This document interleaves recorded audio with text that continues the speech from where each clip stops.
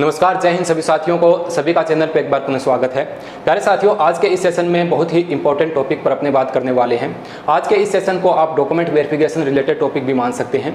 आज के इस सेशन में अपने ये जानेंगे, अगर आप सरकारी जॉब की तैयारी कर रहे हैं या आप सरकारी जॉब लग चुके हैं और आपकी ज्वाइनिंग होनी अभी बाकी है और पूर्व में पहले कभी आप पर कोई FIR या कोई मुकदमा वगैरह दायर हुआ है, तो वो आपकी ज्वाइनिंग को किस प्रकार से प्रभावित कर सकता है। कहीं उस FIR की वजह से आप ज्वाइनिंग के समय अयोग्य घोषित न हो जाएं। कई बातें, जो तमाम बातें इससे जुड़ी हुई हैं, उन सभी बातों पर अपने चर्चा करने वाले हैं। सबसे पहले कुछ महत्वपूर्ण चीज़ें हैं वो आप लोगों के साथ में बात करना चाहूँगा। देखो, आमतौर पर ये चीज़ें देखी गई हैं, क्योंकि मैं खुद पुलिस विभाग में हूँ। ऐसी चीज़ें आमतौर पर देखने को मिलती हैं कि जो विद्यार्थी, जो स्टूडेंट तैयारी कर रहा है, तैयारी करने वाले स्टूडेंट जो होता है, उसमें उसके परिवार में या उसके मोहल्ले में या कहीं रिश्तेदारी में कोई झगड़ा या कोई लड़ाई झगड़ा आपस में कोई भी केसेस होता है, तो उस विद्यार्थी का, उस स्टूडेंट का नाम जानबूझकर किसी हो रही FIR में दिलाया जाता है ताकि उसके करियर को प्रभावित किया जा सके या फिर उसकी नौकरी जो है उसमें बाधा उत्पन्न की जा सके। तो जानबूझकर ऐसे केसेज उन विद्यार्थियों पर लगाए जाते हैं। आमतौर पर स्टूडेंट वर्ग जो होता है वो कोई जो क्रिमिनल ऑफेंस होते हैं वो बहुत ही कम करते हैं। किसी भी विद्यार्थी पर कोई FIR हुई है तो वो मेरे ख्याल में या तो 151 का कोई मामला होता है, शांति भंग का, या कहीं कोई छोटे मोटी लड़ाई झगड़े में ही उनका नाम आता है। बड़े क्रिमिनल केसेस जो होते हैं उनमें विद्यार्थीगण सम्मिलित नहीं होते हैं, जो एक्चुअल में पढ़ने वाले विद्यार्थी होते हैं। फिर भी किसी विद्यार्थी पर किसी प्रकार का पहले कोई FIR या मुकदमा हुआ है तो कौन सी ऐसी सेक्शन रहेंगे IPC की धाराओं में जिनमें अपने जो ज्वाइनिंग है उसमें बाधा आ सकती है, इन चीज़ों पर अपने बात करने वाले हैं। तो मैं आप लोगों को कुछ चीज़ें यहाँ पर बताना चाहूँगा। देखिए, आप इस बात को समझिए, अगर आप पर FIR हुई है, ठीक है, तो पहला सवाल आप लोगों का ये था, क्या हमारी ज्वाइनिंग रुक सकती है या कोई बाधा उत्पन्न हो सकती है? कोई ज्वाइनिंग में कोई बाधा उत्पन्न हो सकती है क्या? तो मैं यहाँ पर एक बात आप लोगों को स्पष्ट बता देना चाहूँगा, महज FIR होने से आपकी ज्वाइनिंग जो है वो प्रभावित नहीं होती है। आपकी ज्वाइनिंग प्रभावित नहीं होती है अगर आप पर FIR हुई है पहले, क्योंकि FIR होने का मतलब मात्र ये नहीं होता कि आप गुनहगार हैं। FIR तो कोई किसी के खिलाफ जा करके एप्लीकेशन दे करके FIR दर्ज हो जाती है, वो दोष सिद्ध नहीं होता है तब तक आप गुनहगार नहीं माने जाते। FIR का मतलब आपके खिलाफ कोई फर्स्ट रिपोर्ट दर्ज हुई है, जब उसका इन्वेस्टिगेशन होगा या कोर्ट में जो मामला जाएगा उसमें आप निर्दोष साबित होते हैं, दोष मुक्त हो जाते हैं, तो यहाँ पर आप इसमें जो आपकी ज्वाइनिंग होनी है उसमें आपकी किसी प्रकार की दिक्कत नहीं आती है। मेरी बात समझ रहे होंगे, इसमें बाधा उत्पन्न नहीं होती है। अब इस चीज़ को आप जानो, अगर इसमें दो चीज़ें देखनी पड़ती हैं, दोनों चीज़ें मैं आप लोगों को बताऊँगा। एक, अगर सिविल केसेज के अंतर्गत अगर आप पे कोई मुकदमा हुआ है या क्रिमिनल, या आप पर जो मुकदमा हुआ वो क्रिमिनल केस के अंतर्गत आता है, क्रिमिनल केसेज है, दोनों में फ़र्क होता है। अगर आप पे जो मुकदमा या FIR हुई है वो क्रिमिनल केसेज की जो धाराएं हैं इनके अंतर्गत अगर हुआ है तब तो आपकी ज्वाइनिंग निश्चित रूप से प्रभावित होने वाली है, क्योंकि यहाँ पर ये जो धाराएं हैं ये अपराध जो करता है, अपराधी को सज़ा दिलाने वाला सिस्टम है, ठीक है। ये अपराध से जुड़ी हुई धाराएं हैं। कुछ धाराओं के मैं यहाँ पर पहले सिविल केसेज की जो धाराएं हैं इनको मैं थोड़ा सा आप लोगों के साथ बता देता हूँ। सिविल केसेज के में मामले कौन से आते हैं सर? इसमें पारिवारिक मामले आते हैं। कौन से पारिवारिक मामले? ज़्यादा विस्तृत मैं डिटेल नहीं बताऊँगा, थोड़ा सा बता देता हूँ। या फिर संपत्ति हस्तांतरण, कोई संपत्ति हड़प लेता है, संपत्ति हस्तांतरण है, या अधिकारों का हनन हो रहा है, कहीं अधिकारों का हनन हो रहा है। तो इस प्रकार, यानी कि कहने का मतलब ये है, अगर आप पे जो केस हुआ है उसको सबसे पहले आपको इस चीज़ को जानना है कि वो सिविल केसेज के अंतर्गत है या क्रिमिनल केसेज के। अगर क्रिमिनल केसेज के अंतर्गत वो चीज़ आ रही है तो आपकी ज्वाइनिंग कतई नहीं हो पाएगी, क्योंकि ये क्रिमिनल केसेज हैं, ये अपराधी को सजा दिलाने वाली धाराएँ हैं। इसमें धारा 67 है, धारा IPC की धारा 68 है, 69 है, ठीक है। इसमें जैसे 302 है, 307 है, ठीक है, 326 है, 327 है, 328 है, 329 है, ठीक है, 498 जो अपने दहेज वाली धारा है वो है, 376 है, ठीक है, 377 है। अन्य बहुत सारे सेक्शन ऐसे हैं अगर इन धाराओं के अंतर्गत। इसके अलावा भी ये मैंने एग्जांपल के तौर पे आपको कुछ धाराएं बताई हैं। यानी कहने का मतलब ये हुआ, जैसे मर्डर का कोई केस है तो 302 के अंतर्गत आता है, गंभीर मारपीट हुई है, हत्या का प्रयास हुआ है 307 है, बलात्कार जैसे मामले हैं 376 है। अगर ऐसे केसेस में कहीं आपका पहले कोई पूर्व में नाम आया है या आपको किसी प्रकार की इसमें कोई सज़ा सुनाई गई थी तो आपकी ज्वाइनिंग फिर नहीं हो पाएगी, यहाँ पर बिल्कुल कतई नहीं हो पाएगी। इसके अलावा भी जो आर्म्स एक्ट है, आर्म्स एक्ट का कोई मुकदमा है या राज्य के विरुद्ध आपने कोई अपराध किया है, ऐसा कोई मामला है, राज्य के विरुद्ध आपने कोई अपराध किया है, इस प्रकार का कोई मामला है, ठीक है। या बलवा, बलवा जो अपने कहते हैं ना कि धारा 147 लगी है, 148 है, इस प्रकार की धाराओं में कहीं आपका पहले नाम आया है तो भी आपकी ज्वाइनिंग जो है वो निश्चित रूप से प्रभावित यहाँ पर होने वाली है। लेकिन जैसा कि मैंने आप लोगों को बताया, जो स्टूडेंट वर्ग होता है वो विशेष रूप से ऐसी चीज़ों में इन्वॉल्व नहीं होते हैं, वो बड़े ऑफेंस जो होते हैं वो नहीं यहाँ पर करते हैं, ठीक है।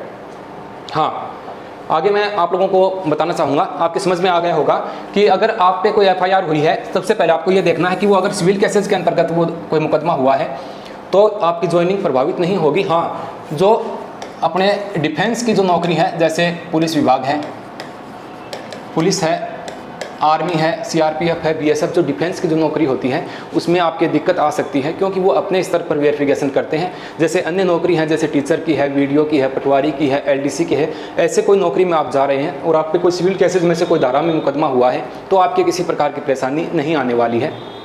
हाँ, अगर आप पुलिस विभाग में जा रहे हैं, जॉब करने जा रहे हैं, या सीआरपीएफ या एयरफोर्स है, नेवी है, डिफेंस में किसी में आप जा रहे हैं तो भी आप पर अगर सिविल केसेस का भी कोई मुकदमा है या 151 का भी कोई मुकदमा है तो आपकी ज्वाइनिंग यहाँ पर रोकी जा सकती है। क्योंकि डिफेंस में ऐसे व्यक्ति को जो कोई किसी भी प्रकार के अपराध से जुड़ा हो, जिसके जो अपना कैरेक्टर है उसमें कहीं ना कहीं कोई दिक्कत हो, तो ऐसे व्यक्ति को लेते नहीं हैं। आमतौर पर ये जो बीट कांस्टेबल होता है, आप जिस भी मोहल्ले में, जिस गांव में जहाँ रहते हैं, वहाँ का जो बीट कांस्टेबल है वो बाकायदा जा करके इसकी पूछताछ करता है। वहाँ के आस पड़ोस के लोगों से भी पूछा जाता है, आपके बारे में थोड़ी जानकारी भी ली जाती है इसके संबंध में। तो वहाँ पर डिफेंस वाली नौकरियों में दिक्कत आ सकती है, इसमें नहीं आती है जो अपने सिविल नौकरी है। हाँ, अगर आप पर क्रिमिनल केसेस है तो आप किसी भी प्रकार की नौकरी के लिए एलिजिबल नहीं हो पाओगे अगर इन धाराओं में से आप, इसके अलावा भी अन्य बहुत सी धाराएँ हैं, तब यहाँ पर दिक्कत हो सकती है। आशा करता हूँ आपकी बात समझ में आई होगी। हाँ, अगर आपको किसी केस में सज़ा हुई है, अगर आपको किसी केस में पहले सज़ा हो गई थी और 48 घंटे से ज़्यादा आपको पुलिस हिरासत में रखा गया है और आप क्रिमिनल केसेस में उस समय थे, तो आपकी ज्वाइनिंग जो है वो यहाँ पर नहीं हो पाएगी, आपकी ज्वाइनिंग में यहाँ पर बाधा आ सकती है। इस बात को आप याद रखना। पहली बात, अगर आप पर एफआईआर वगैरह हुई है और सामान्य धाराओं के अंतर्गत हुई है तो कोई दिक्कत नहीं आती है, न्यायालय से क्लीन चिट मिल जाती है, वो संबंधित थाने में अपने दिखाते हैं तो मामला वो स्वतः ही अपने आप समाप्त हो जाता है, उसमें दिक्कत नहीं आती है। दिक्कत कहाँ आती है सर? अगर आप पर पहले कोई मामला हुआ है, कोई आपके एफआईआर हुई है और 48 घंटे से ज़्यादा अगर आपने पुलिस कस्टडी में उस समय रहे हो और वो कोई क्रिमिनल केस के अंतर्गत था, यानी मैंने जो बताया कि जो आपराधिक धाराएं मैंने आपको बताई थी, अपराध से संबंधित जो महत्वपूर्ण धाराएं, जैसे 302 है, 376 है, 498 है, 67 है, धारा 68 है, धारा 69 है, इस प्रकार से इन धाराओं के अंतर्गत कहीं ना कहीं आप पहले इन्वॉल्व रहे हो तो यहाँ पर आपकी ज्वाइनिंग जो है उसमें बाधा उत्पन्न हो सकती है। दूसरी बात, अगर आप किसी सिविल केसेस में आप पर एफआईआर हुई है और आपको कोर्ट से बिना जेल जाए ही बेल मिल जाती है, यानी आप जेल नहीं गए, उससे पहले आपकी बेल हो गई, तो ऐसी स्थिति में सिविल नौकरी जो है उसमें बाधा नहीं आती है, ठीक है। आप जेल गए ही नहीं, बाहर से आपकी बेल हो गई, हालांकि आपको 3 साल की सज़ा सुनाई गई थी, लेकिन आपने वो कोई जो है वो भर के इससे संबंधित और वो कोर्ट में पहले ही आपकी बेल हो गई जेल जाने से पहले, तो ऐसी स्थिति में भी ज्वाइनिंग जो है वो सिविल नौकरियों में हो सकती है। डिफेंस वाली नौकरी जो है, पुलिस है, सीआरपीएफ है, बीएसएफ है, आर्मी है, इंडियन नेवी है, एयरफोर्स है, ऐसी जो डिफेंस वाली जो नौकरी है उनमें यहाँ पर दिक्कत आ सकती है, बाकी सिविल नौकरियों में दिक्कत यहाँ पर नहीं आती है। पहली बात पुनः समझो, अगर एफआईआर हुई है और सिविल केसेस के अंतर्गत हुई है छोटे मोटे मामलों में, जैसे 151 है या फिर कोई शांति भंग में है, तो दिक्कत नहीं आती है, ठीक है। अगर आप पर कोई क्रिमिनल केस पहले हुआ है और उसके तहत 48 घंटे के समय में आपको पुलिस हिरासत में, पुलिस कस्टडी में रखा गया है, तो यहाँ पर क्रिमिनल केस है तो यहाँ पर दिक्कत आ सकती है। हाँ, अगर आपको कोई किसी मुकदमे में कोई सज़ा हुई है और जेल जाने से पहले ही आपकी बेल हो गई कोर्ट के थ्रू, तो यहाँ पर इसमें भी दिक्कत सिविल नौकरियों में नहीं आती है, ठीक है। हाँ, आगे मैं थोड़ा सा और बात कर लेता हूँ आपसे। देखो, 498 एक जो धारा है, ये मुकदमा दहेज से संबंधित धारा है। ठीक है, इसमें क्या होता है, कई बार जो पढ़ने वाले बच्चे हैं वो स्टूडेंट वगैरह फंस जाते हैं। दिल्ली हाईकोर्ट का जो फैसला आया था, मेरे अभी उसका नाम याद नहीं है, उसमें वो जो अभ्यर्थी है वो दिल्ली पुलिस में सब इंस्पेक्टर के पद पर चयनित हुआ था। उसके बाद में उसके जो बड़े भाई हैं, उनके बड़े भाई की पत्नी ने यानी उनकी भाभी ने उसके भाई पे भी दहेज का केस किया, साथ ही पूरे परिवार का केस, पूरे परिवार पर ही वो केस दर्ज हो गया। उसमें उस अभ्यर्थी का नाम आ गया। ठीक है, उनका नाम आया तो उसने हाईकोर्ट में याचिका लगाई कि मेरा तो इनका जो झगड़ा है इससे कोई लेना देना नहीं है, मेरा जानबूझ के नाम लिखवाया गया है और जो मेरा इस धारा के अंतर्गत नाम आया है इसके कारण मेरी सब इंस्पेक्टर की जो ज्वाइनिंग होनी थी वो रुक गई है। उसके बाद फैसला उस कैंडिडेट के पक्ष में वो फैसला आता है और उसको सब इंस्पेक्टर के पद पर फिर चयनित करके वहाँ पर उसको ज्वाइन करवाया जाता है। उसका मतलब उनका कोई लेना देना उससे था नहीं। अगर इस प्रकार का मुख्य रूप से इंडिविजुअल किसी की पत्नी के द्वारा या उनके जो ससुराल वाले हैं उनके द्वारा कोई मुकदमा किया जाता है तो इसमें यहाँ पर दिक्कत आ सकती है, इसमें ज्वाइनिंग जो है वो आपकी प्रभावित हो सकती है। ठीक है, 498A के अनुसार। हाँ, एक पॉइंट और है, एक तो मैं बता देता हूँ। 151 का जो मामला होता है इसमें अगर आप पर FIR होती है तो इसमें दिक्कत वाली बात नहीं है। कई विद्यार्थी मेरे से पूछ रहे थे कि सर हमारा कई बार चालान कट जाता है सर, तो चालान कट जाता है। इस प्रकार की प्रॉब्लम जो है ये छोटी मोटी प्रॉब्लम चलती रहती हैं, इनमें किसी प्रकार की नौकरी में बाधा उत्पन्न नहीं होती है। कई विद्यार्थियों के कमेंट मेरे पास ये भी थे कि सर लॉकडाउन जो था ना, लॉकडाउन के दौरान नियमों का उल्लंघन करने के कारण मेरे को थाने में ले जाया गया और मुझे लगता है कि मेरे पर किसी प्रकार की FIR उस समय हुई है। तो लॉकडाउन के समय जो था इसमें भी किसी प्रकार की बाधा उत्पन्न नहीं होती है। कई विद्यार्थियों का मानना ये था कि सर किसी प्रकार का कोई एक्सीडेंट वगैरह जो है वो हमारे से हुआ है और इसमें हमें उस समय थाने में ले जाया गया था। तो इस एक्सीडेंट वाले मामले में वैसे 3 साल का प्रावधान होता है, लेकिन इसमें आपकी ज्वाइनिंग जो है वो प्रभावित नहीं होती है। कई बार ज्वाइनिंग को जो है वो रोक लिया जाता है, उसमें इन चीज़ों में समय लग जाता है। बड़े अपराध से जुड़े हुए जो मामले हैं इनकी मैं एक बार बात करूँ, एक चीज़ें और मैं यहाँ पर बताना चाहूँगा।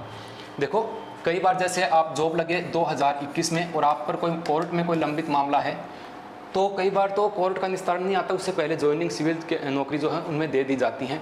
लेकिन जैसे आप 2021 में जॉब लगे थे और कोर्ट में आपका मामला पेंडिंग चल रहा है, जब तक कोर्ट का ऑर्डर नहीं आता है तो ये उस विभाग पर डिपेंड करता है कि वो आपको ज्वाइनिंग दे या नहीं दे। कई बार विभाग इस वजह से रोक लेता है कि जब तक कोर्ट का फाइनल डिसीजन आपके पक्ष में नहीं आता है हम आपको ज्वाइनिंग नहीं देंगे। ऐसे केसेस बहुत होते हैं कि 2021 में कोई जॉब लगा और उसको क्या पता 2025 में जा करके उसको ज्वाइनिंग मिले, तो ज्वाइनिंग डिले हो सकती है। ऐसे केसेस तो मैंने बहुत देखे हैं।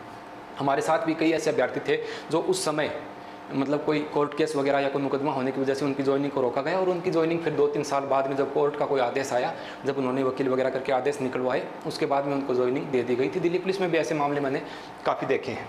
ठीक है, तो आपकी बात समझ में आई होगी आशा करता हूँ। देखो, पुनः एक बार बता देता हूँ, जैसे स्टूडेंट वगैरह जो होते हैं वो छोटे मामलों में ही लिप्त होते हैं, बड़े ऑफेंस वो करते नहीं हैं, बड़े अपराध नहीं करते हैं। तो कोई 151 का कोई मामला है, ठीक है, या कोई आपके कोई चालान कटा है कभी, या कोई छोटा मोटा कोई एक्सीडेंट का मामला है, या कोई संपत्ति हनन या कोई ज़मीन जायदाद के मामले में आपका नाम आया है, तो ऐसी चीज़ों से घबराएं ना। इनमें आपको अगर जो वेरिफिकेशन हो उस समय अगर थाने में ये भी कहा जाए कि आप पर पहले कोई मुकदमा वगैरह दायर हुआ है तो संबंधित जो आपका न्यायालय है वहाँ से आप जो ऑर्डर होता है वो एक प्रति ला करके थाने में दे सकते हैं कि सर ये क्लीन चिट वहाँ से मिल चुकी है, इसका निस्तारण हो चुका है और मैं इसमें बरी हूँ, तो इसमें आपकी दिक्कत नहीं आती है, वो रास्ता वहाँ से साफ आपका हो जाता है।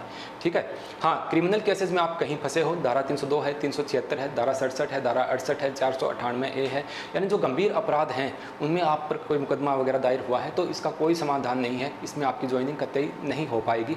भले आप हाईकोर्ट में रिट लगाओगे तो भी ऐसे बड़े मुकदमे जो बड़ी अपराध की धाराएं हैं उनमें आप लिप्त रहे हैं, पहले उनमें सम्मिलित रहे हैं, तो यहाँ पर आपको निश्चित रूप से दिक्कत हो सकती है।